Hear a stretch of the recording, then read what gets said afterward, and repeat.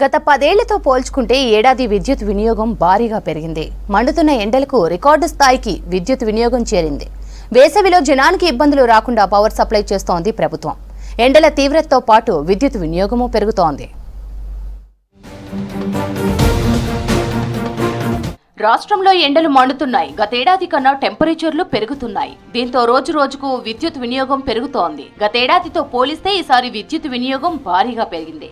డిమాండ్కు తగ్గట్టుగా power supply చేస్తోంది సర్కార్. విద్యుత్ సరఫరాలో ఎలాంటి అవాంతరాలు లేకుండా అన్ని ఏర్పాట్లు చేస్తున్నారు అధికారులు. కరెంటు సప్లైలో సమస్యలు రాకుండా ప్రత్యేక టీమ్స్ ఏర్పాటు చేశారు. 2024 మార్చి 8న రికార్డు స్థాయిలో 15,623 మెగావాట్ల విద్యుత్ వినియోగం నమోదైంది. మార్చి మొదటి వారంలోనే కరెంటు వాడకం పెరిగింది.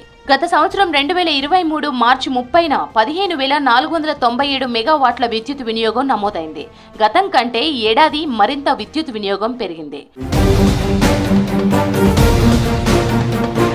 మార్చి నుంచి విద్యుత్ వినియోగం పెరుగుతూ వస్తోంది. మార్చి 14న అత్యధికంగా 308.54 మిలియన్ యూనిట్లు నమోదైంది.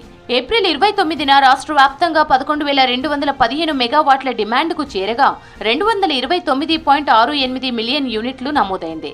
గ్రేటర్ హైదరాబాద్ పరిధిలో ఒక్కరోజే గరిష్టంగా 4,133 మెగావాట్లకు చేరింది.